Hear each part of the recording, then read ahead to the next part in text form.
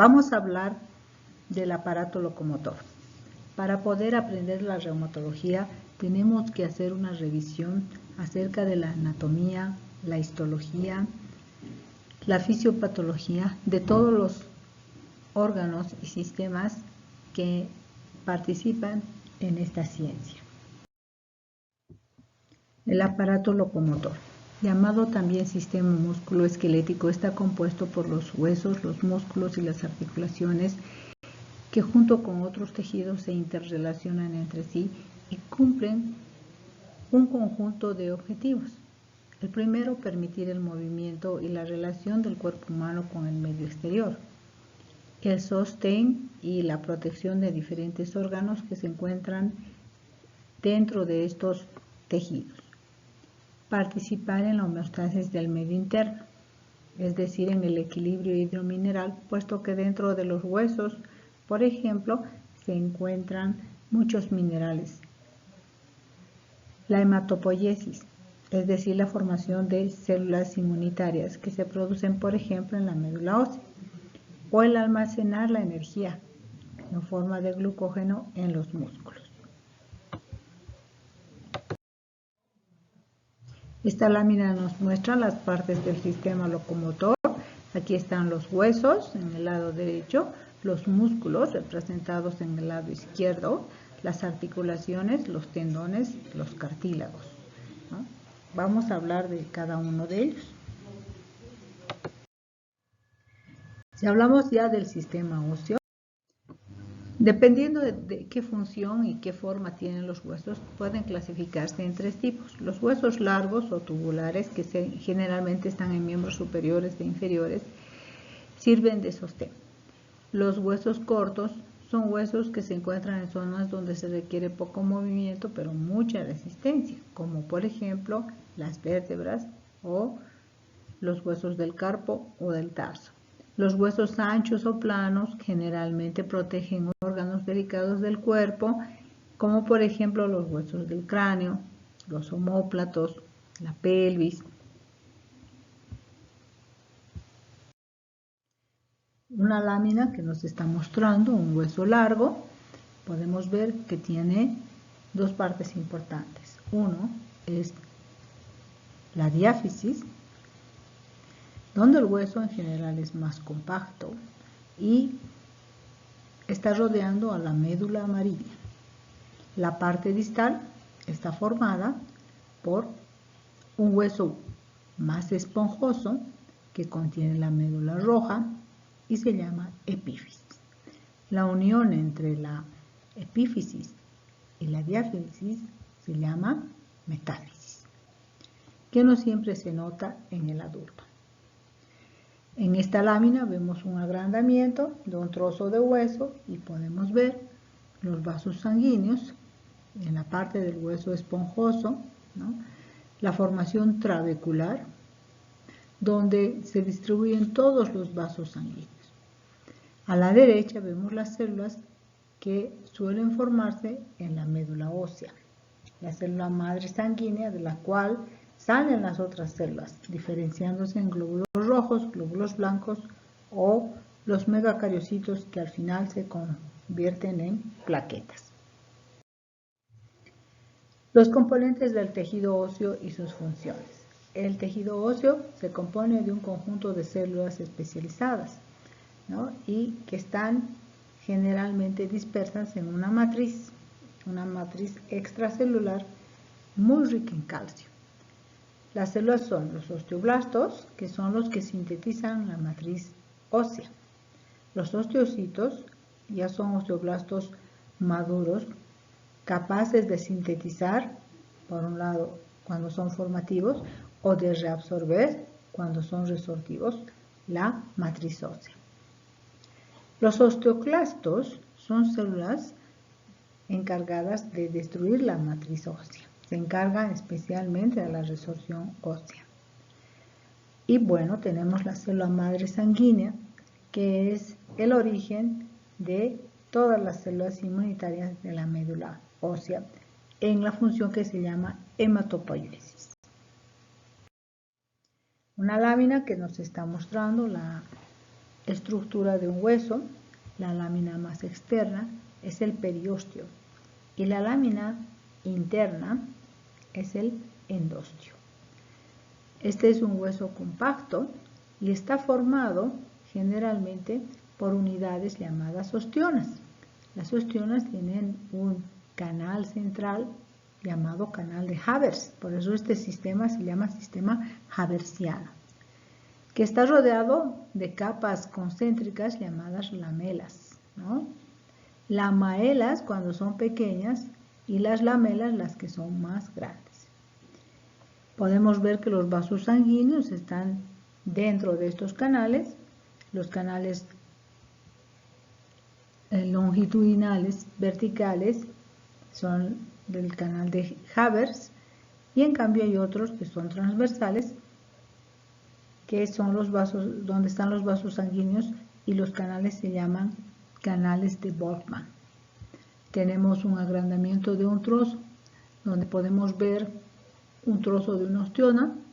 Ahí están las células propias del hueso, los osteocitos, que están puestos en lagunas.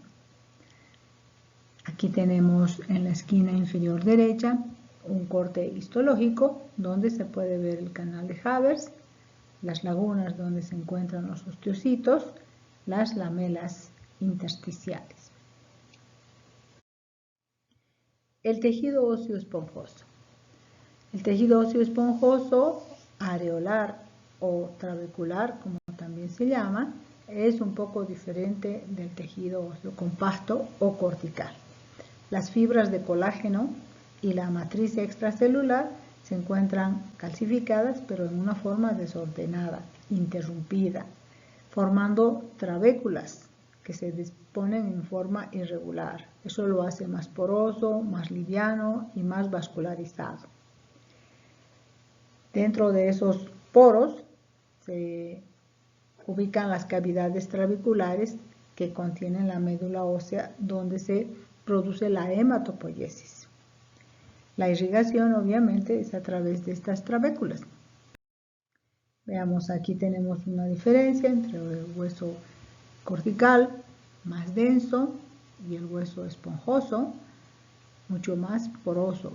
Y los puentes que se ven entre laguna y laguna se llaman trabéculas. Aquí tenemos la médula ósea en el medio. Médula amarilla en la parte de la diáfisis y médula roja en la parte de la epífisis. ¿Qué diferencias hay entre hueso esponjoso y compacto? Estos dos huesos son diferentes. El cortical está muy organizado en el sistema haversiano. En cambio, el hueso esponjoso, poroso, está organizado en trabéculas que suelen tener una estructura desordenada. El hueso cortical proporciona mayor resistencia y también mayor rigidez. El hueso esponjoso ofrece poca resistencia y tiene mayor fragilidad.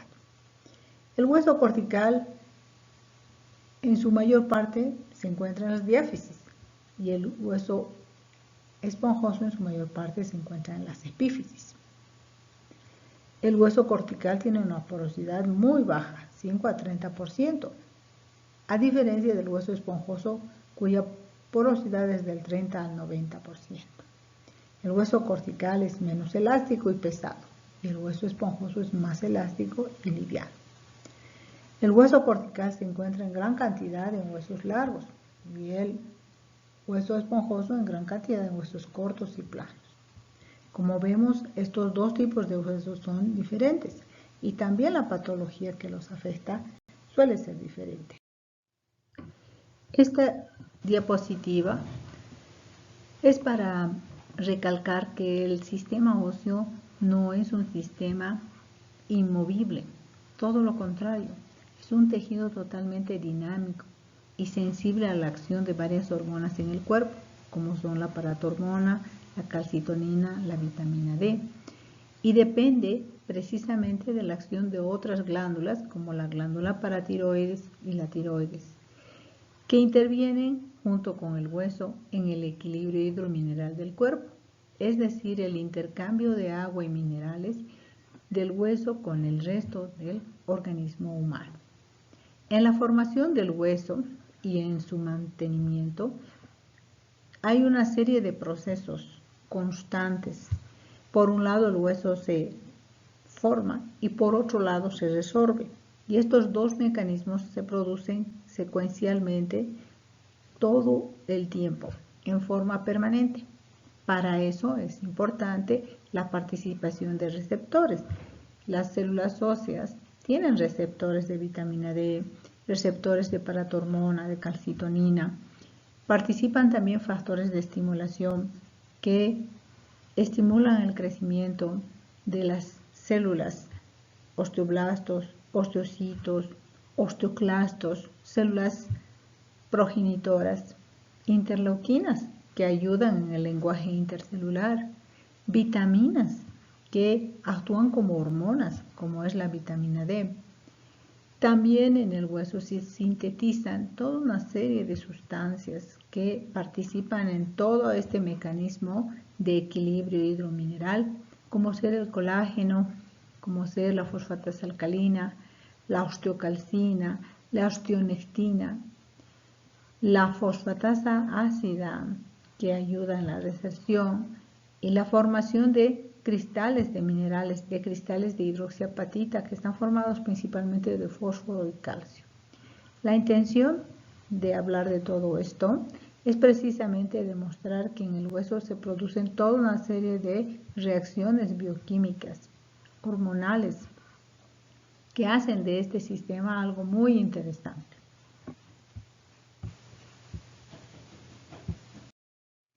Vamos a hablar ahora de los músculos.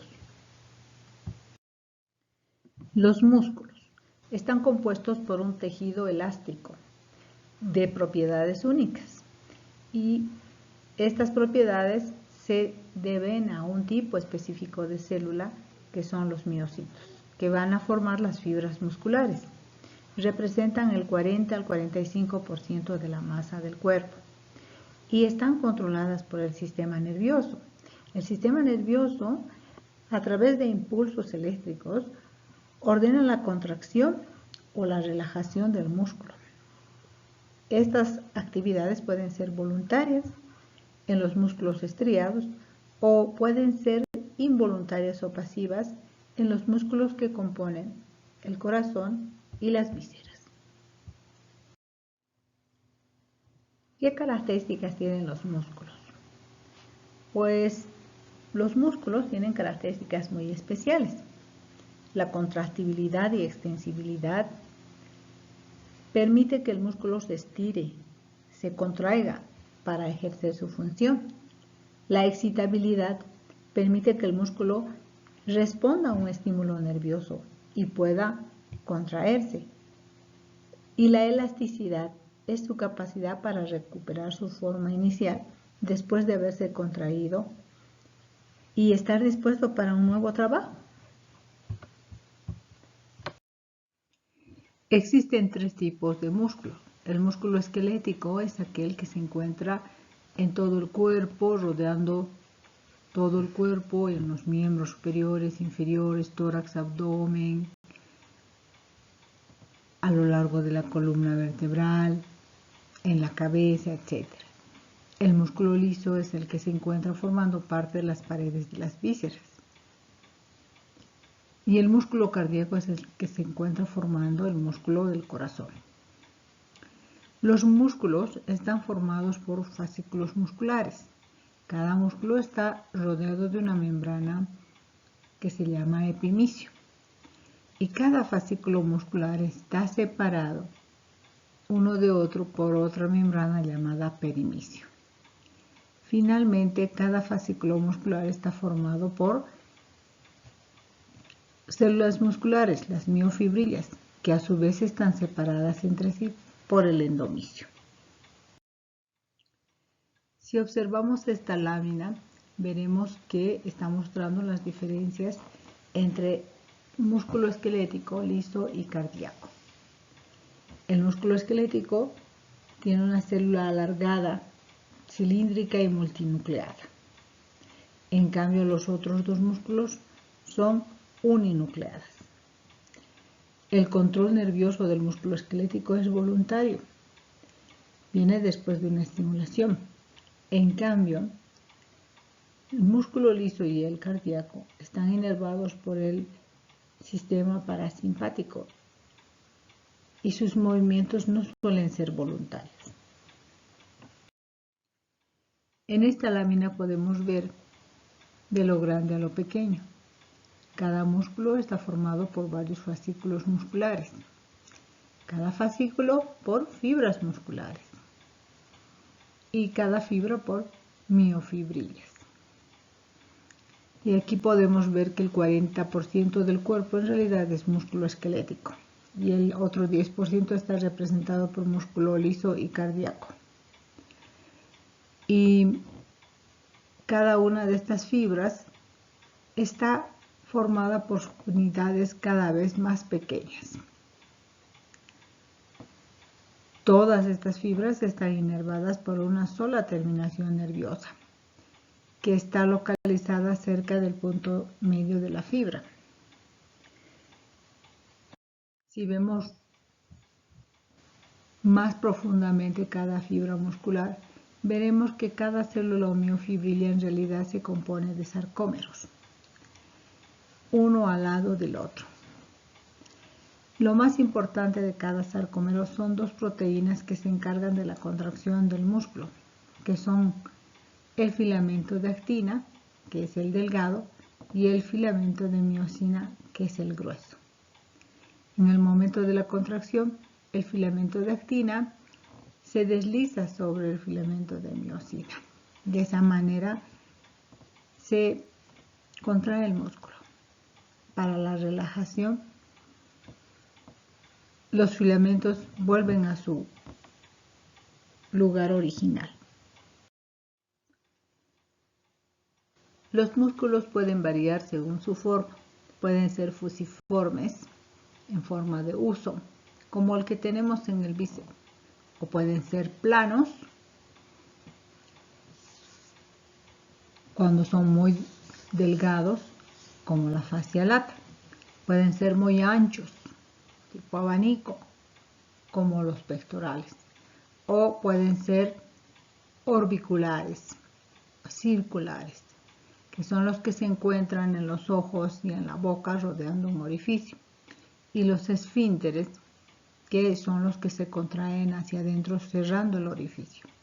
También tenemos que los músculos fusiformes pueden ser de un penacho, doble penacho o múltiples penachos, como el músculo deltoides, como lo muestra la figura.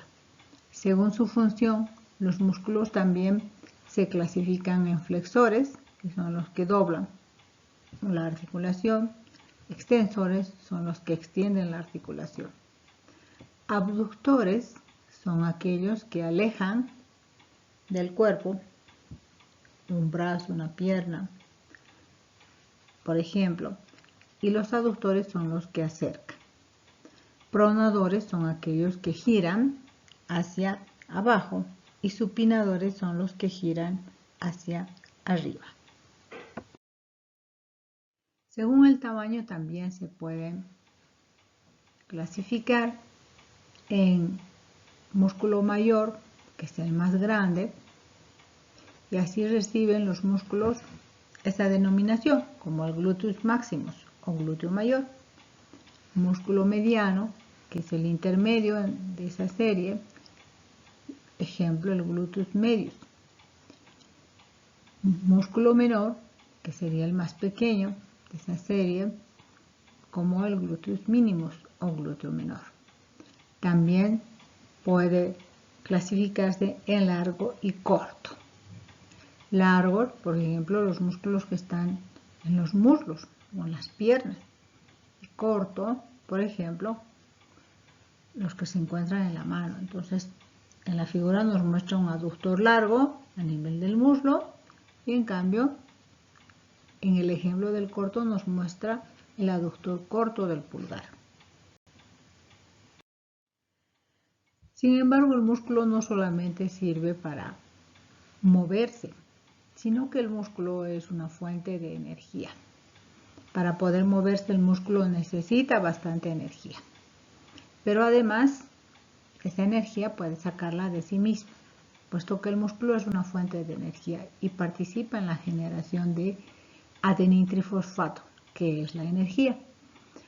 ¿Por qué? Porque es una fuente energética de glucosa celular, como todo tejido del cuerpo contiene glucosa, que por glucólisis va a dar lugar a energía. Pero además el músculo es una fuente de reserva de glucógeno, que posterior al estímulo del ejercicio y agotada la glucosa, se va a producir la glucogenólisis para producir más glucosa y su degradación va a generar ATP. En el músculo también tenemos la fosfocreatina o creatina fosfato, que también es un componente energético. Al descomponerse en fosfato y creatina produce energía y garantiza el trabajo muscular. Generalmente se utiliza cuando estamos comenzando a hacer ejercicio. La fuente de ácidos grasos, es decir, de triglicéridos, es también una fuente inagotable de energía. Las grasas sufren la beta hidroxilación en las mitocondrias, formando los cuerpos cetónicos. La beta hidroxilación también conduce a los lípidos a su degradación hasta la formación de energía. También el músculo es una fuente de proteínas que en ciertos momentos se convierten en glucosa a través del proceso que se llama gluconeogénesis. Aquí tenemos un cuadro que nos está mostrando los sistemas suministradores de energía en el músculo. Puede haber una vía de generación del músculo aerobia y puede haber una vía anaerobia. La vía aerobia generalmente procede de hidratos de carbono, glucosa, que puede tener el músculo, ácidos grasos y aminoácidos de las proteínas. La vía anaerobia puede a su vez ser un ciclo anaeróbico láctico, que procede de la degradación de hidratos de carbono, y un ciclo anaeróbico aláctico, que suele estar sostenido por el ATP y la fosfocreatina. Entonces el músculo no solamente es un tejido que se contrae y se extiende, sino que también es una fuente de energía. Con esto espero haberles dado una idea sobre el sistema muscular. Les agradezco por su atención.